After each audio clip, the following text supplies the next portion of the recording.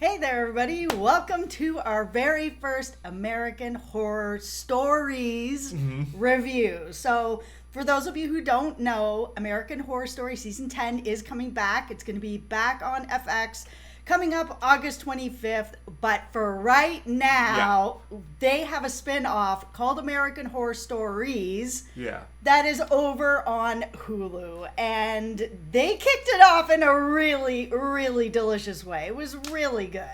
Okay, see, I'm not gonna hit the curb on this just yet, but I will say I think these first two episodes are a great love letter to the fans of the franchise. Like, you know, we love American Horror Story, and I think you in particular, you really love Murder House. I love Murder House. It is such a good season of the show. Of course, it's the first season of the show. And American Horror Stories is supposed to be more of like one-off episodes, but the very first two were linked. Yeah. And it was all paying love back to the original Murder House. We're going to go into the Murder House here. We're going to talk about what's going on with Scarlett, all of our different ghosts who show up. Obviously, we're spoiling the heck out of these two episodes if you haven't seen them. Absolutely. Hit that subscribe button because, you know, we will be here talking about horror stories the rest of this season on Hulu. But then we will, of course, also then jump over to American Horror Story Season 10 as well. And why not stick around the channel? We don't want you to miss any of that. So originally when I heard that this spinoff was coming, I was pretty excited about it. I'm still excited about it. And what I kind of thought they were going to do when they announced it was like, oh, we're going to do these one-off episodes for however many episodes. I was kind of wondering, especially after seeing the promo and the promo art come out for the show, where it was like we saw a female version of the Rubber Suit Man from American Horror Story the first season. I was wondering if each episode, and I'm actually still kind of wondering this, if each episode is going to pay homage to a season of the show leading all the way up to American Horror Story Season 10, where we will have a brand new sort of story to tell. I will say this, Ryan Murphy, I will be pleading to you a number of times during this video. If you make the referential American Horror Story Hotel episode, I'm just going to tell you right now, I'm out. I'll see you later. Okay, I'll come back. Okay, maybe they will be able to undo some of the stuff that they did with that season. Listen, because what they did here is they basically took the Murder House. They, threw in some Easter eggs in there. Obviously, we had the Rubber Suit Man, Rubber Suit Woman. We had some callbacks to like Piggy Man, and Ruby's t-shirt was like the same one that Tate was wearing. Like, there was enough Easter eggs that fans like me who loved that first season were like, oh, look at this. And people who haven't seen it would still enjoy it. I think these two episodes are probably most successful for people who do love the original show. I don't think it's any coincidence that they come out with this like right out of the gate. There are a number of just little... I mean, yeah, there's all the different callbacks, but then there's just also, like, even if you are sort of like a casual viewer of American Horror Story, or for me, like the first season I actually watched from the jump was Asylum, but I still know Murder House, and I know enough about Murder House to be able to dive in and sort of still be like, oh, there's this part of the house. It's just bits and pieces that you've sort of seen and explored, and they've dove into this sort of mythology before in other parts of Horror Story, so to get 2 hours in this world again, that part of it is really, really fun. The thing that I think they did a really good job of is if there's somebody who has not actually watched the whole American Horror Story franchise, they don't know anything about Murder House. This is really a good episode, well, 2 episodes that encapsulates its own story. They didn't just regurgitate the same story. They made it so that if you haven't seen it, you still fully understand what's going on. They didn't bring back like a bunch of people from the first one where you're like, who is this person? They made it its own thing. They brought in a new family. And the thing I was really worried about was that they were gonna make it be like oh, here's another family that doesn't know, what happened in this house, and they're just gonna be, naive and move in. That they didn't do that. They straight up had, this family, these two dads that were very interested in buying this house because of the mythology around it, because it was this murder house, this horror house. And they were like, you know what? We're going to renovate it. We're going to put it out there, sort of this bed and breakfast of people that want to come in and have a scare and have a croissant and kind of move on from there. Yeah. And I was like, okay, I believe this. This makes sense. Yeah, I bought the premise of these two episodes really, really well. I think it starts in a good place, that they're differentiating it from Murder House. I think, having Matt Bomer there from the start, like, number one, this is Ryan Murphy being like, I know I made you star in Hotel. This is your redemption. They had like 3 Matt Bomers in this episode. They had Matt Bomer. Troy just looked like a blonde Matt Bomer if you really look at his face. Then they had like this handyman contractor come in where I'm like, Matt Bomer, like, listen, Ryan Murphy. Yeah. We understand that you love Matt Bomer. We all love Matt Bomer. But, you can kind of change it up a bit and cast some people that don't look like Matt Bomer. I love that the rest of the season, every character from now on is going to be a variation of Matt Bomer. It's going to be like Matt Bomer has just like different slight clones that he has. It's just like an Orphan Black situation. Yeah, every man that was coming in, I was just kind of like, wow, this person really resembles Matt Bomer. But it's not surprising. I mean, this has sort of been a theme that's been going on in the franchise for a while. One other thing I did really like is that there wasn't really like a big mystery around who the rubber woman was. We were kind of like there on the ground floor with it. So it's sort of like, okay, we're going to try to do something that's more about a why this person would do this, as opposed to like who is it? What are they up to? Yeah, because when I first saw the promo art and the trailer, I thought there was going to be a big mystery around it. I started to circle around that I thought it was Connie Britton, and if you've seen Murder House, then you know why, that would probably be a logical move towards that's who that would have ended up being, and that might have been like a really big reveal for the big fans. But at the same time, now that I've watched it, for people that haven't watched American Horror Story, it's a good thing that they didn't go there, because the people who have never watched it just would be like, who is this?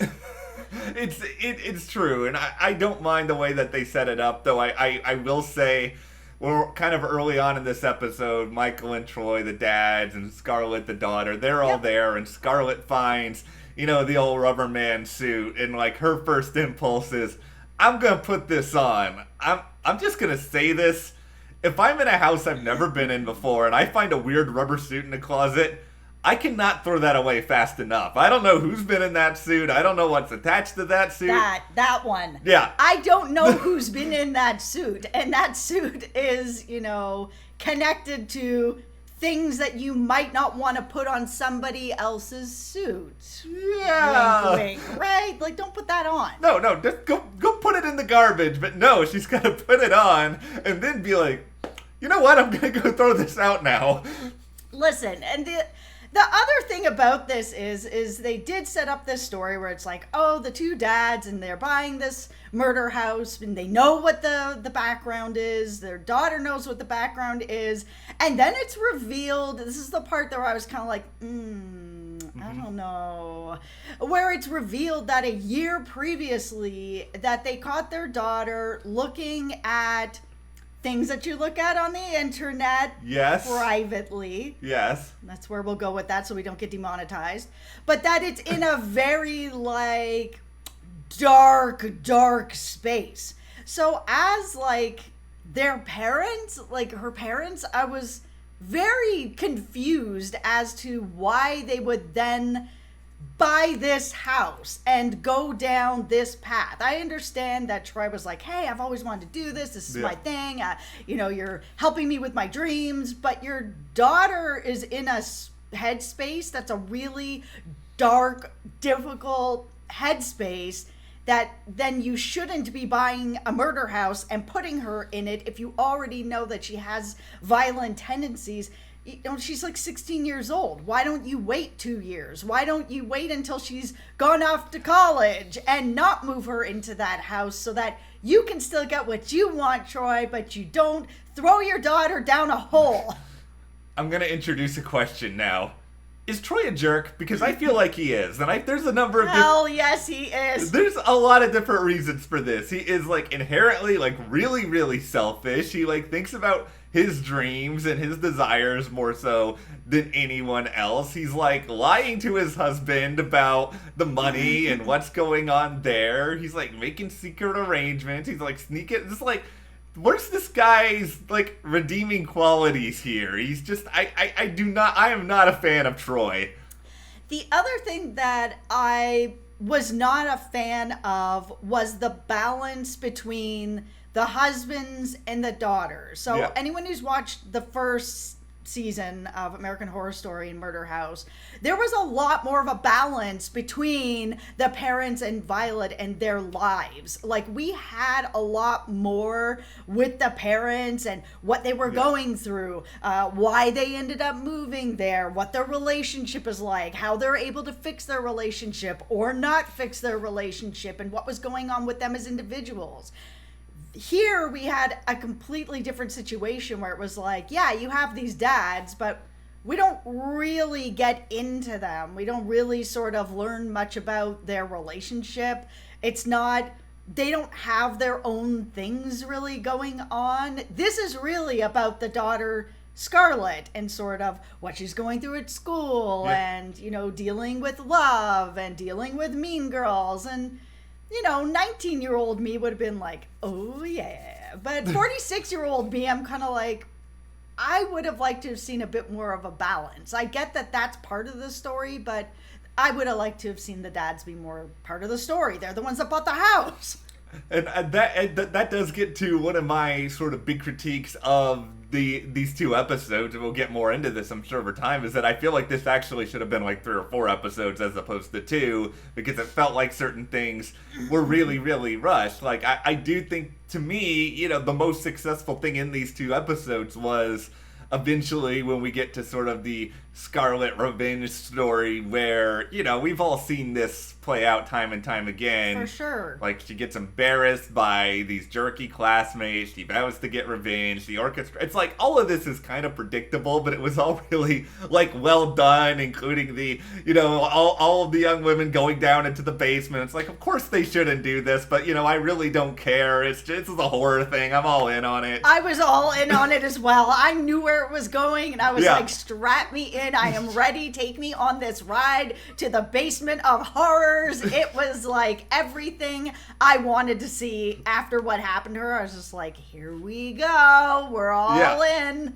Yeah, I didn't buy for a second that we were going to get, like, this epic love story with Scarlett and, like, Paris Jackson's character, like, right away. No. It just felt very, very much like, okay, if that was where we were going, this was going to be, like, a 1-episode thing. There was not going to be 2 parts to this. There was a lot of, like, famous daughters, because Paris Jackson was in this. It was the first thing I've ever seen her in. She did a really good job. I was impressed.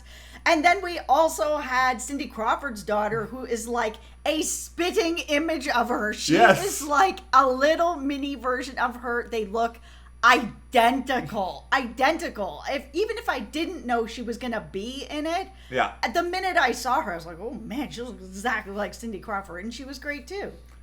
Here is where I hit the curb a little bit. Oh dear, here we go. Put on your hard hats. Put on your hard hats. All right, I'm on. All right.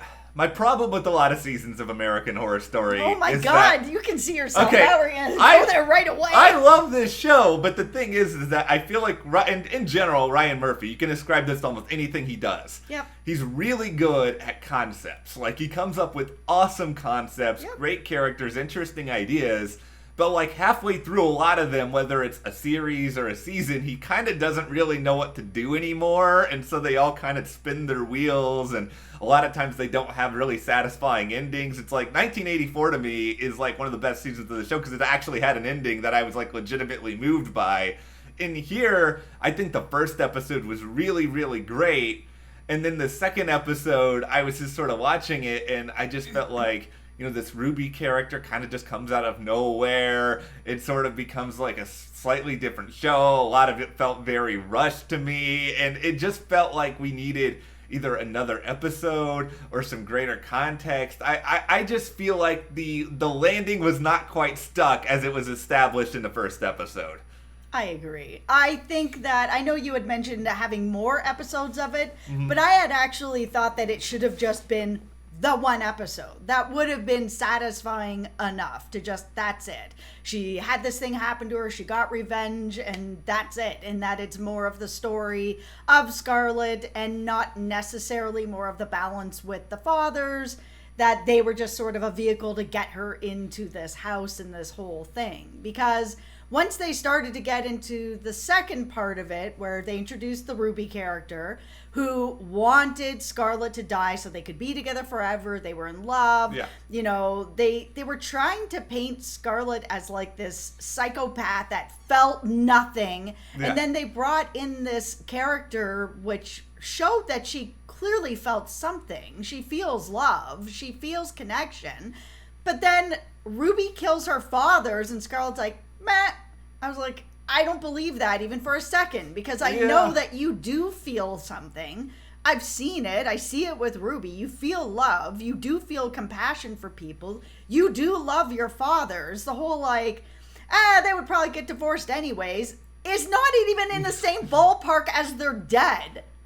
Yeah, the things just get messy in the second hour. They did, and they dragged a little bit in the second hour. I hadn't thought about your idea of it should have just been one episode, and that was kind of the end of it. But that would have been really satisfying. Yeah, I actually do really like that idea now, because the other sort of symptom of what we can call American Horror Story-itis is that halfway through a lot of his seasons, Ryan Murphy just sort of realizes, a lot of my actor friends haven't appeared in this yet, so I'm going to get like 8 more cast members. I'm going to throw a ton of people out there. I'm going to get way too ambitious, when sometimes scale it down. Yeah, he always ends up, like you said, he starts with a really good concept like Asylum, where I was just like, oh man, this is gonna be so good. And it started out really strong, really good, lots of really good characters, all sort of felt like Murder House at first, where it's like, oh, we're all in this confined space together, this is gonna be good. And then it's aliens, and it's, throw in the kitchen sink, it's this, it's that, it's whatever. And I was just like, okay, this just got, your footprint is too big, man. Like, you need to reel it back in. And that's sort of what it felt like was happening in the second episode, where we even had one of the mean girls out on Halloween run into, I think, who was her brother. And I was just like, I don't even care about you. Yeah. I don't care that you're reuniting with a family member. It's like, I'll see you next Halloween. I'm like, just move along. Like, nobody liked you. You were part of the mean girls. It's funny where I do, I think the idea of, you can go out and be around the living every Halloween, like, it is a cool sort of classic horror movie sort of premise, but that's also not really what this story was about. So it is sort of we're going here now, even though this was not actually a part of the first episode at all. It was a little bit, like, just disorienting. Yeah, the first episode was very much this revenge tale. Yeah. And if you've been on this channel a long time, you know that I love a really good revenge tale. It's one of my favorite sort of story concepts out there. Then the second half, or the second episode, was all about this love story that did feel like it kind of came out of nowhere. We've seen that also with Murder House, with Violet and Tate. There was a love story there as well. But, I mean, it just felt like it really didn't need this.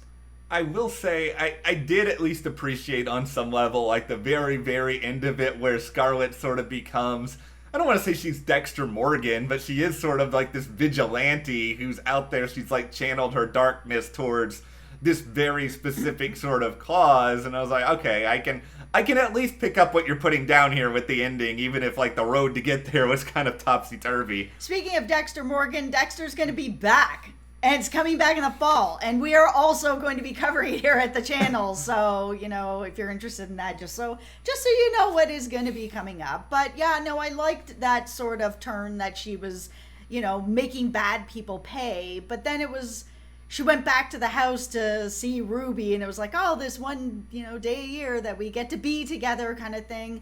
And again, like, nothing with the fathers. Like, she just doesn't care. I was just kind of like, okay. Yeah. The phone call things, that was also a bit too Black Mirror for me, and I really like Black Mirror, but it didn't fit in with what's going on, because it feels like the murder house, like you're trapped in this house. You have no way to reach people outside this house. So it felt a bit strange that they can use a cell phone and, be able to call outside.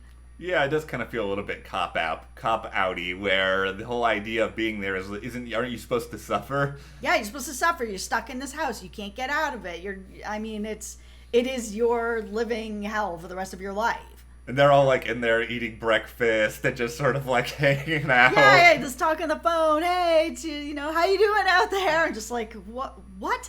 Well, this is the kind of ultimate big picture here thing to me, is that while American Horror Story, and I guess American Horror Stories, can often be flawed and there can be some problems and things that sort of pick apart, it's just like, I love that this world exists. I love that there's so many just different out of left field ideas that can be incorporated in it. I think this is going to be such a fun next several weeks, kind of getting to see what they come up with. Yeah, I'm really excited for this. I enjoyed it quite a bit. Yeah, there were some flaws, but it's Ryan Murphy. So you always take sort of the good with the bad. Like you said, always really good concepts that you get really excited about, and then some of it works out really well. Like the first 10 minutes of that first episode, I was just like catching my breath. It was so good.